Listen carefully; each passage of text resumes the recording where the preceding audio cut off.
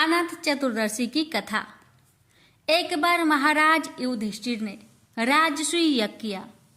यज्ञ मंडप का निर्माण सुंदर तो था ही, अद्भुत भी था। उसमें स्थल में जल और जल में स्थल की भांति होती थी। यज्ञ मंडप की शोभा निहारते निहारते दुर्योधन एक जगह को स्थल समझकर कुंड में जा गिरा। द्रौपदी ने उसका उपहास उड़ाते हुए कहा कि अंधे की संतान भी अंधी है। यह बात उसके हृदय में बाण की तरह चुभ गई। कुछ दिनों बाद इसका बदला लेने के लिए पांडवों को हस्तिनापुर बुलाकर धूत कीड़ा में छल से परास्त किया। परास्त होकर पांडवों का 12 वर्ष का वनवास भोगना पड़ा।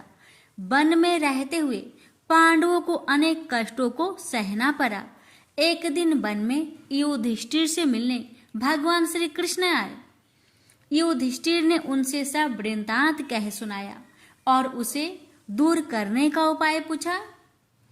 तब श्री कृष्ण ने उन्हें भगवान अनंत का व्रत करने की सलाह देकर कहा, इससे तुम्हारा खोया हुआ राज्य फिर प्राप्त हो जाएगा।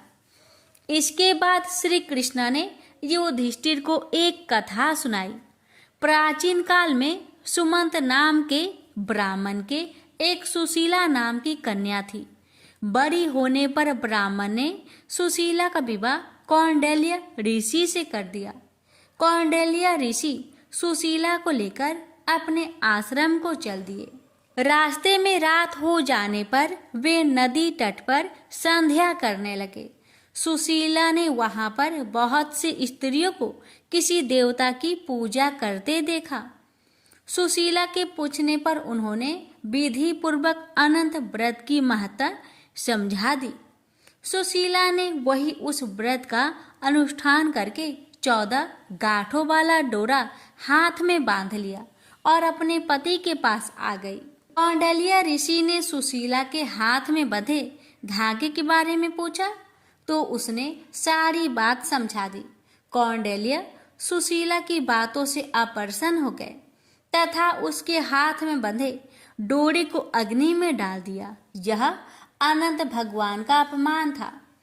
कौंडिल्य ऋषि की सुख संपत्ति नष्ट हो गई। सुशीला ने इसका कारण डोरे की जलने की बात दोहराई। पश्चाताप करते हुए ऋषि भगवान अनंत की खोज में वन में चले गए। जब वे भटकते भटकते निराश होकर गिर पड़े और बेहोश हो गए तो भगवान अनंत दर्शन देकर बोले, हे कौंडिल्य, मेरे अपमान के कारण ही तुम्हारे ऊपर यह मुसीबतों का पहाड़ टूटा है। तुम्हारे पश्चाताप के कारण मैं प्रसन्न हूँ। आश्रम जाकर 14 वर्ष तक विधि विधान पूर्वक अनंत व्रत करो, तुम्हारे सारे कष्ट दूर हो जाएंगे। कौंडिल्य ने वैसा ही किया। उन्हें सारे कष्टों से मुक्ति मिल गई। श्री कृष्ण की आज्ञा मानकर युधिष्ठिर ने अनंत भगवान का व्रत किया। इसके प्रभाव से पांडवों को महाभारत युद्ध में विजय प्राप्त हुई। प्रेम से बोलिए अनंत भगवान की जय। शनिवार शनि भगवान की व्रत कथा। प्रेम से बोलिए शनि महाराज की जय। महाराष्ट्र के अहमदनगर जिले में स्थित है सिंगापुर गांव। जिले शनि सिंगापुर के नाम से जाना जाता है। यह गांव हिंदू धर्म के विख्यात शनि देव की वजह से प्रसिद्ध है, क्योंकि इस गांव में शनि देव का चमत्कारी मंदिर स्थित है। आपको शायद यकीन ना हो, लेकिन इस गांव के किसी भी घर या दुकान में दरवाजे नहीं है। कहते हैं कि बीते कुछ समय में गांव अपनी इसी खासियत से देश दुनिया में काफी मशहूर हुआ था। लेकिन यहाँ दरवाजा क्यों नहीं प्रयोग किया जाता है? चलिए अब आपको सिंगापुर मंदिर की कहानी बताते हैं, जिसके चलते सिंगापुर गांव में शनि देव की इतनी महिमा बढ़ गई। कहते हैं एक बार इस गांव में काफी बाढ़ आ गई। पानी इतना बढ़ गया कि सब डूबने लगे। लोगों का कहना है कि उस भयंकर बाढ़ के दौरान कोई दैवीय ताकत पानी में बह रही थी। जब पानी का स्तर कुछ कम हुआ तो एक व्यक्ति ने पेड़ की झाड़ पर एक बड़ा सा पत्थर देखा। ऐसा अजीबोगरीब पत्थर उसने अब तक नहीं देखा था। तो लालचवश उसने उस पत्थर को नीचे उतारा और उसे तोड़ने के लिए जैसे ही उसमें कोई नुकीली वस्तु मारी, उस पत्थर में से खून बहने लगा। यह देखकर वह वहां से भाग खड़ा हुआ और गांव वापस लौटकर उसने सब लोगों को यह बात बताई। सभी दोबारा उस स्थान पर पहुंचे जहां वह पत्थर रखा था। सभी उसे देख भौचक्के रह गए, लेकिन उनकी समझ में यह नहीं आ रहा था कि आखिरकार इस चमत्कारी पत्थर का क्या करे। इसलिए अंततः उन्होंने गांव वापस लौटकर अगले दिन फिर आने का फैसला किया। उसी रात गांव के एक शख्स के सपने में भगवान शनि आए और बोले, मैं शनि देव हूँ, जो पत्थर तुम्हें आज मिला उसे अपने गांव में लाओ और मुझे स्थापित करो। अगली सुबह होते ही उस शख्स ने गांव वालों को सारी बात बताई, जिसके बाद सभी उस पत्थर को उठाने के लिए वापस उसी जगह लौटे। बहुत से लोगों ने प्रयास किया, किंतु वह पत्थर अपनी जगह से 1 इंच भी न हिला। काफी देर तक कोशिश करने के बाद गांव वालों ने यह विचार बनाया कि वापस लौट चलते हैं और कल पत्थर को उठाने के लिए नए तरीके के साथ आएंगे। उस रात फिर से शनिदेव उस शख्स के सपने में आए और उसे यह बता गए कि वह पत्थर कैसे उठाया जा सकता है। उन्होंने बताया कि मैं उस स्थान से तभी हिलूंगा जब मुझे उठाने वाले लोग सगे मामा भांजा के रिश्ते के होंगे। अभी से यह मान्यता है कि इस मंदिर में यदि मामा भांजा दर्शन करने जाए तो अधिक फायदा होता है। इसके बाद पत्थर को उठाकर एक बड़े से मैदान में सूर्य की रोशनी के तले स्थापित किया गया। आज सिंगापुर गांव के शनि सिंगापुर मंदिर में यदि आप जाए तो प्रवेश करने के बाद कुछ आगे चलकर ही आपको खुला मैदान दिखाई देगा। उस जगह के बीचों बीच स्थापित शनि देव जी, वहां जाने वाले आस्थावान लोग केसरी रंग के वस्त्र पहनकर ही जाते हैं। कहते हैं मंदिर में कथित तौर पर कोई पुजारी नहीं है। भक्त प्रवेश करके शनि देव जी के दर्शन करके सीधा मंदिर से बाहर निकल जाते हैं। रोजाना शनि देव जी की स्थापित मूर्त पर सरसों के तेल से अभिषेक किया जाता है। मंदिर में आने वाले भक्त अपनी इच्छा अनुसार यहाँ तेल का चढ़ावा भी देते हैं। ऐसी मान्यता भी है कि जो भक्त मंदिर के भीतर जाए वह केवल सामने ही देखता हुआ जाए। उसे पीछे से कोई भी आवाज लगाए तो मुड़कर देखना नहीं है। शनि देव को माथा टेक कर सीधा सीधा बाहर आ जाना है। यदि पीछे मुड़कर देखा तो बुरा प्रभाव होता है। प्रेम से बोलिए शनि भगवान जी की जय। हे शनि भगवान, आपकी कथा कहने वाले, सुनने वाले, हुक्कार भरने वाले सभी भक्तों पर अपनी कृपा सदा सर्वदा बनाए रखना। प्रेम से बोलिए शनि महाराज की जय। एक ब्राह्मण को सपने में नीली घोड़ी पर नीली कपड़े पहने एक आदमी दिखाई देता था और कहता है, हे ब्राह्मण देवता, मैं तेरे लगूंगा। ब्राह्मण घबरा कर उठ गया। अगले दिन यही सपना उसे फिर आता है। यह सपना उसे रोज आने लगा। वह परेशान हो गया और चिंता के मारे दुबला होने लगा।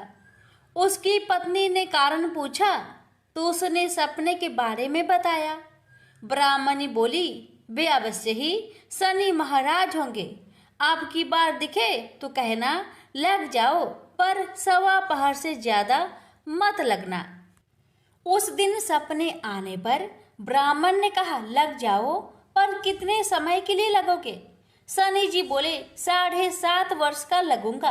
ब्राह्मण ने कहा, क्षमा करे शनि जी, इतना भारी तो मुझसे झेला नहीं जाएगा।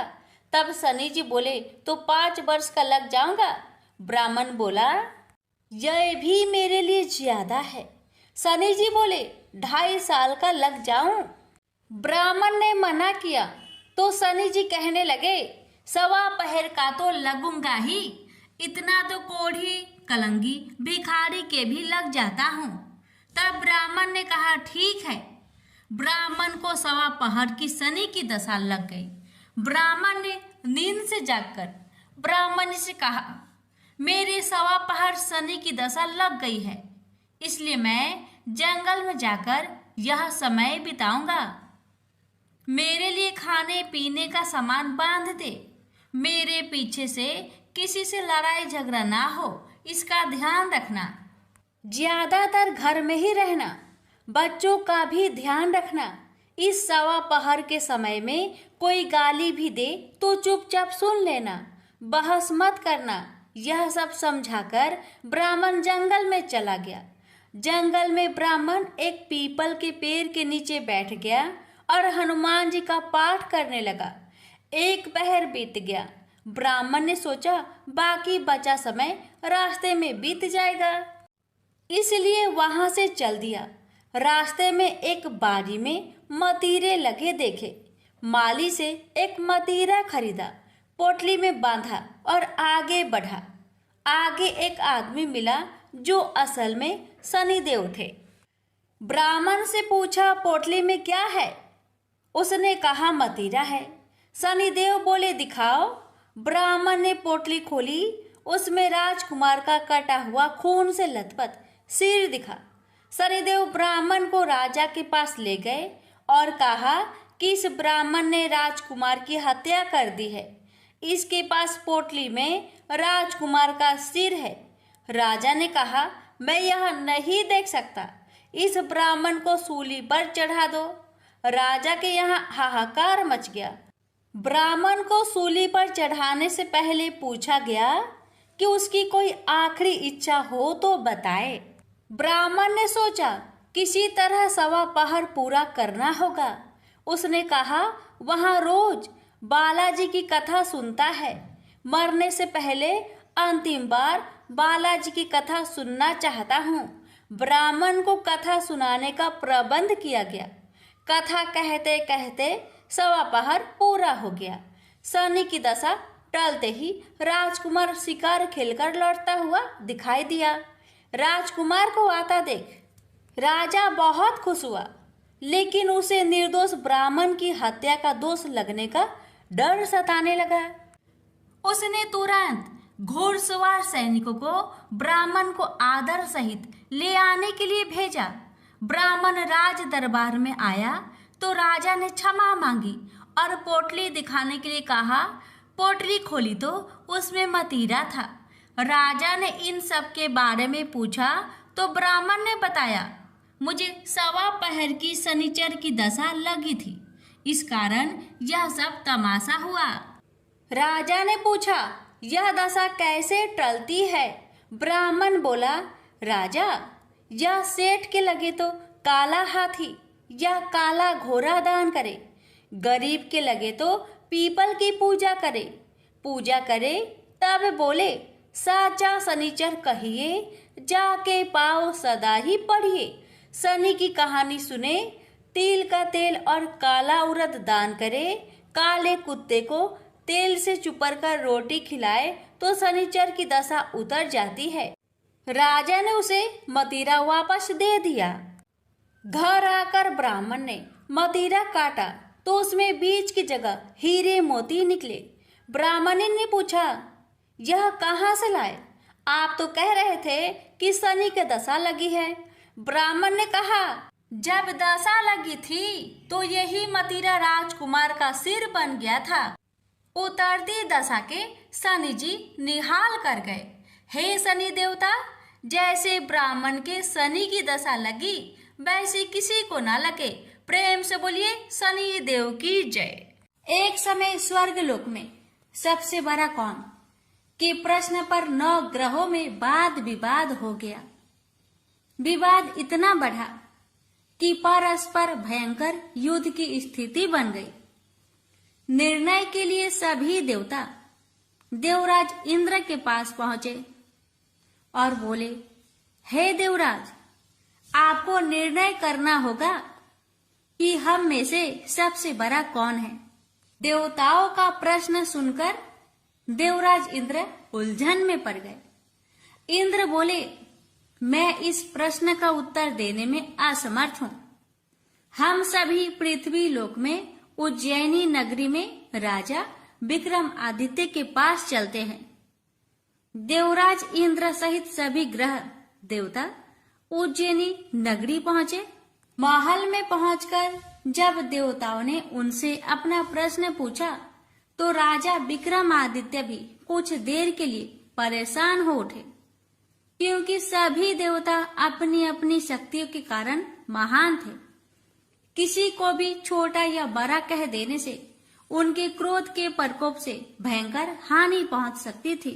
अचानक राजा विक्रमादित्य को एक उपाय सूझा और उन्होंने विभिन्न धातुओं स्वर्ण, रजत, चांदी, कांसा, ताम्र यानी तांबा, सीसा, रांगा, जस्ता, अभ्रक व लोहे के 9 आसन बनवाए।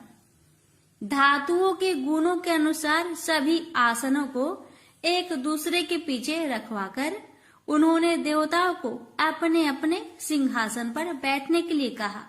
देवताओं के बैठने के बाद राजा विक्रमादित्य ने कहा, आपका निर्णय तो स्वयं हो गया। जो सबसे पहले सिंहासन पर विराजमान है वही सबसे बड़ा है। राजा विक्रमादित्य के निर्णय को सुनकर शनि देवता ने सबसे पीछे आसन पर बैठने के कारण अपने को छोटा जानकर क्रोधित होकर कहा, राजा विक्रमादित्य, तुमने मुझे सबसे पीछे बैठाकर मेरा अपमान किया है। तुम मेरी शक्तियों से परिचित नहीं हो। मैं तुम्हारा सर्वनाश कर दूंगा।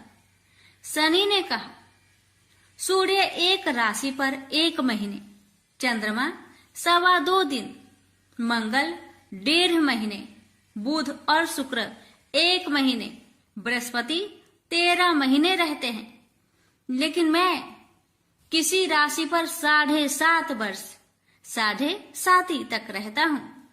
बड़े बड़े देवताओं को मैंने अपने प्रकोप से पीड़ित किया है। राम को 7.5 के कारण ही वन में जाकर रहना पड़ा और रावण को 7.5 के कारण ही युद्ध में मृत्यु का शिकार बनना पड़ा।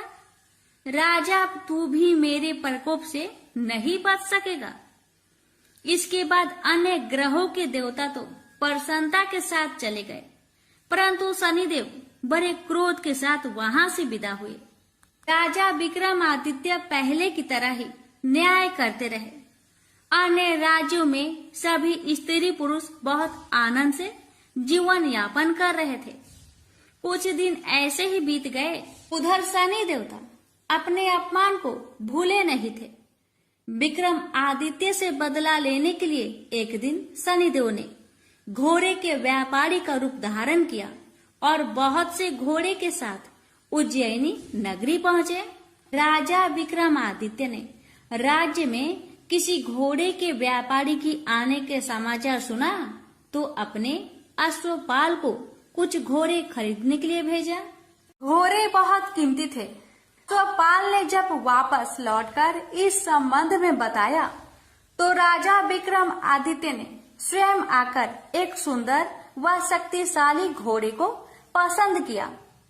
घोड़े की चाल देखने के लिए राजा उस घोड़े पर सवार हुए तो वह घोड़ा बिजली की गति से दौड़ पड़ा। तेजी से दौड़ता घोड़ा राजा को दूर एक जंगल में ले गया और फिर राजा को वहां गिराकर जंगल में कहीं गायब हो गया। राजा अपने नगर को लौटने के लिए जंगल में भटकने लगा, लेकिन उन्हें लौटने का कोई रास्ता नहीं मिला। राजा को भूख प्यास लगाई। बहुत घूमने पर उसे एक चरवाहा मिला। राजा ने उससे पानी मांगा। पानी पीकर राजा ने उस चरवाहे को अपनी अंगूठी दे दी। फिर उससे रास्ता पूछकर वह जंगल से निकलकर पास के नगर में पहुंचा। राजा ने एक सेठ की दुकान पर बैठकर कुछ देर आराम किया। उस सेठ ने राजा से बातचीत की तो राजा ने उसे बताया कि मैं उज्जैनी नगरी से आया हूँ।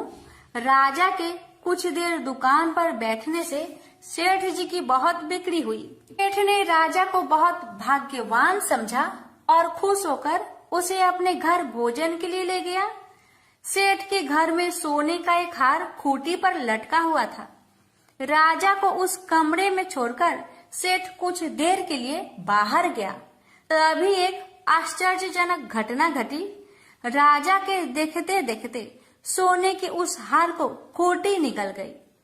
सेठ ने कमरे में लौटकर हार को गायब देखा तो चोरी का संदेह राजा पर ही किया, क्योंकि उस कमरे में राजा ही अकेला बैठा था। सेठ ने अपने नौकरों से कहा कि इस परदेसी को रस्सियों से बांधकर नगर के राजा के पास ले चलो। राजा ने विक्रमादित्य से हार के बारे में पूछा तो उसने बताया कि उसके देखते ही देखते खूंटी ने हार को निगल लिया था।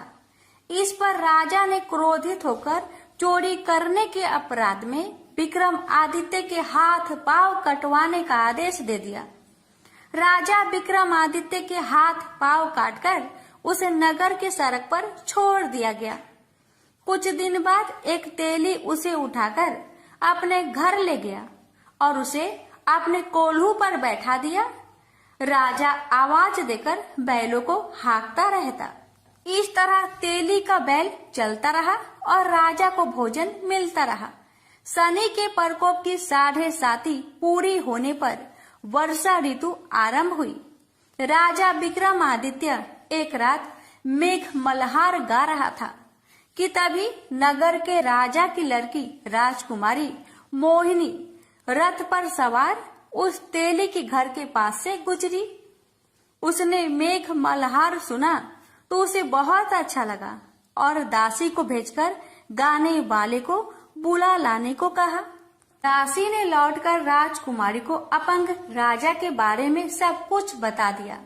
राजकुमारी उसके मेघ मल्हार से बहुत मोहित हुई, अतः उसने सब कुछ जानकर भी अपंग राजा से विवाह करने का निश्चय कर लिया। राजकुमारी ने अपने माता पिता से जब यह बात कही तो वे हैरान रह गए। रानी ने मोहिनी को समझाया, बेटी तेरे भाग्य में तो किसी राजा की रानी होना लिखा है, फिर तू उस अपंग से विवाह करके अपने पांव पर कुल्हाड़ी क्यों मार रही है। राजकुमारी ने अपनी जिद नहीं छोड़ी। अपनी जिद पूरी करने के लिए उसने भोजन करना छोड़ दिया और प्राण त्याग देने का निश्चय कर लिया। आखिर राजा रानी को विवश होकर अपंग विक्रमादित्य से राजकुमारी का विवाह करना पड़ा। विवाह के बाद राजा विक्रमादित्य और राजकुमारी तेली के घर में रहने लगे।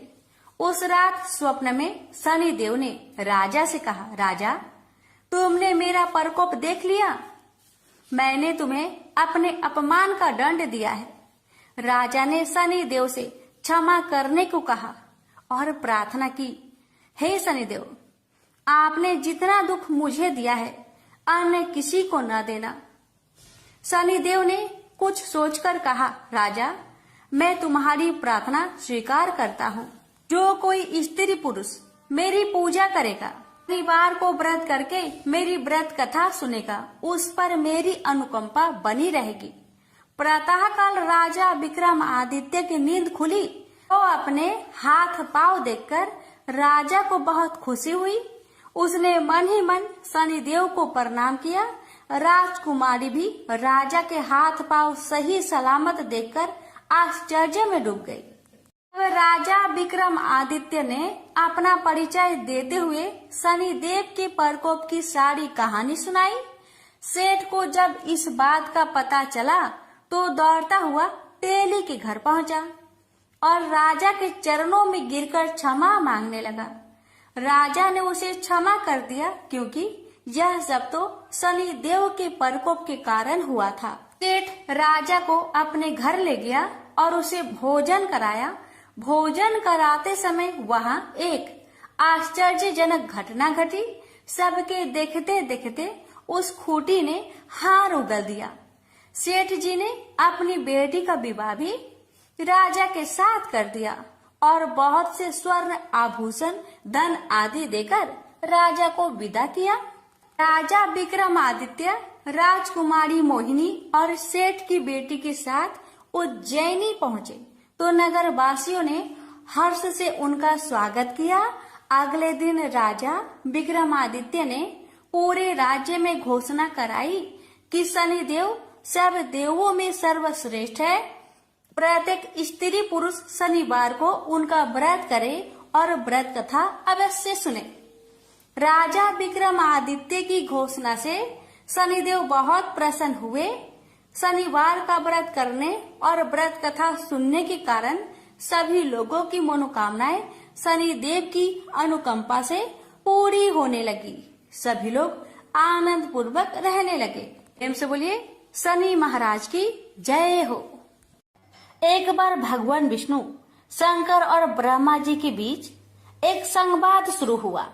यह संवाद था संसार में एक न्याय अधिकारी को जन्म देने का। यह संवाद तब शुरू हुआ जब देवों और असुरों के बीच लगातार युद्ध हो रहा था।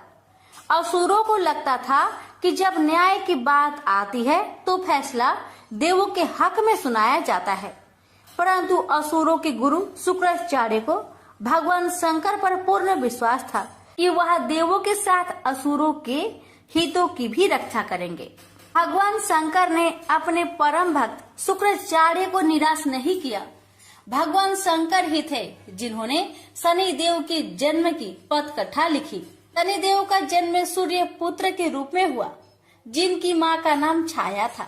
एक पौराणिक कथा के अनुसार छाया ने शनि को एक जंगल में छुपा के रख उनका वही पालन पोषण किया। यम के अलावा शनि भी एक पुत्र है। शनि देव को भी नहीं मालूम था उनके पिता स्वयं सूर्य देव है। लेकिन यह राज बहुत दिनों तक छुपा ना सका, क्योंकि संसार को उनका न्याय अधिकारी मिलना था, जो कर्मों के आधार पर लोगों को न्याय और दंड देगा। इधर देवाधिपति इंद्रदेव और शुक्राचार्य के बीच न्याय अधिकारी के अस्तित्व को जानने के लिए खलबली मची हुई थी। इसी खलबली का नतीजा एक चक्रवात के रूप में आया, जिसका संचालन शुक्राचार्य कर रहे थे। शुक्राचार्य को मोहरा बनाते हुए इंद्रदेव ने एक षड्यंत्र रचा था। सही मायनों में इस चक्रवात के लिए इंद्रदेव जिम्मेदार थे, जिन्होंने असुरों के गुरु शुक्राचार्य को उस्काया। इस चक्रवात की चपेट में शनि की माता छाया आ गई, जिससे शनिदेव नाराज हो गए और शंकर भगवान की कृपा से उन्हें अपनी शक्तियों का बोध हो गया और उन्होंने अपनी माँ छाया को बचा लिया। इसके बाद सूर्य देव चक्रवात से क्रोधित हो गए और उन्होंने शुक्राचार्य और इंद्रदेव को सूर्य लोक में बुलाया, जहाँ पर चक्रवात के दोषी को दंड देकर न्याय किया जाना था। लेकिन शुक्राचार्य की बात सुने बिना सूर्य देव ने शुक्राचार्य को दोषी करार दे दिया। इसको देखते हुए वहाँ शनिदेव प्रकट हो गए। उन्होंने न्याय अधिकारी के रूप में उचित न्याय किया। उन्होंने सभी को बताया कि चक्रवात के असली दोषी शुक्राचार्य नहीं अपितु इंद्रदेव है। शनिदेव की यह बात सुनकर वहाँ मौजूद सभी देवता, उनके पिता सूर्य देव और शुक्राचार्य चकित रह गए। लेकिन शनिदेव ने कहा कि न्याय सबके लिए बराबर होता है, चाहे वह देव हो या असुर। अंत में देवताओं को शनि देव के आगे झुकना ही पड़ा, क्योंकि न्याय विश्व के न्याय अधिकारी के द्वारा हो रहा था। इंद्रदेव को सजा के तौर पर अपना मुकुट धरती पर उतार कर रखना पड़ा। प्रेम से बोलिए शनि महाराज की जय। भगवान शनिदेव की जन्म कथा हमें पुराणों में अलग अलग वर्णन के साथ मिलती है। शनिदेव का जन्म ज्येष्ठ माह के कृष्ण अमावस्या के दिन हुआ था। हालांकि कुछ ग्रंथों में शनिदेव का जन्म भाद्रपद मास की शनि अमावस्या को माना गया है। एक अन्य कथा अनुसार भगवान शनिदेव का जन्म ऋषि कश्यप के आविर्भाव तत्व यज्ञ से हुआ माना जाता है। लेकिन स्कंद पुराण के काशी खंड अनुसार शनि भगवान के पिता सूर्य और माता का नाम छाया है। उनकी माता को स्वर्णा भी कहते हैं। लेकिन इसके पीछे एक कहानी है। राजा दक्ष की कन्या संज्ञा का विवाह सूर्य देव के साथ हुआ। संज्ञा सूर्य देव के तेज से परेशान रहती थी, तो वह सूर्य देव की अग्नि को कम करने का सोचने लगी। दिन बीतते गए और संज्ञा ने वैवस्वत, मनु, यमराज और यमुना नामक तीनों संतानों को जन्म दिया। फिर संज्ञा ने निर्णय लिया कि वे तपस्या कर सूर्य देव के तेज को किसी भी तरह से कम करेगी, लेकिन बच्चों के पालन और सूर्य देव को इनकी भनक ना लगे, इसके लिए उन्होंने एक युवती निकाली।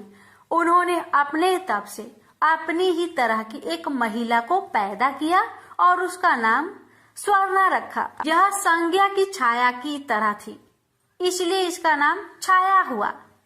संज्ञा ने छाया से कहा कि आपसे मेरे बच्चों को सूर्य देव की जिम्मेदारी तुम्हारी रहेगी, लेकिन यह राज सिर्फ मेरे और तुम्हारे बीच ही बना रहना चाहिए।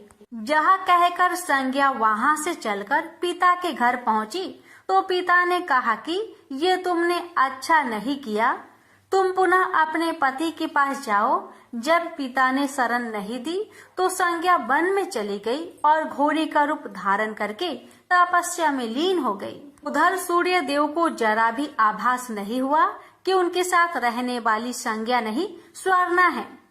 स्वर्णा अपने नारी धर्म का पालन करती रही और छाया रूप होने के कारण उन्हें सूर्य देव के तेज से कोई परेशानी नहीं हुई। सूर्य देव और स्वर्णा के संयोग से भी मनु, शनिदेव और भद्रा 3 संतानें जन्म लिया। कहते हैं कि जब शनिदेव छाया के गर्भ में थे तो छाया ने भगवान शिव का कठोर तपस्या की थी। भूख, प्यास, धूप, गर्मी सहने के कारण उसका प्रभाव छाया के गर्भ में पल रही संतान यानी शनिदेव पर भी पड़ा। फिर जब शनिदेव का जन्म हुआ तो उनका रंग काला निकला। यह रंग देखकर सूर्य को लगा कि यह तो मेरा पुत्र नहीं हो सकता। उन्होंने छाया पर संदेह करते हुए उन्हें अपमानित किया। माँ के तप की शक्ति शनिदेव में भी आ गई। उन्होंने क्रोधित होकर अपने पिता सूर्य देव को देखा तो सूर्य देव उनकी शक्ति से काले पड़ गए और उनको कुष्ठ रोग हो गया। अपनी यह दशा देखकर घबराए हुए सूर्य देव भगवान शिव की शरण में पहुँचे। तब भगवान शिव ने सूर्य देव को अपनी गलती का एहसास करवाया। सूर्य देव को अपने किए का पश्चाताप हुआ। उन्होंने क्षमा मांगी, तब कहीं उन्हें फिर से अपना असली रूप वापस मिला। लेकिन इस घटना के चलते पिता और पुत्र का संबंध हमेशा के लिए खराब हो गया। प्रेम से बोलिए जय शनिदेव। सूर्य नारायण की जय।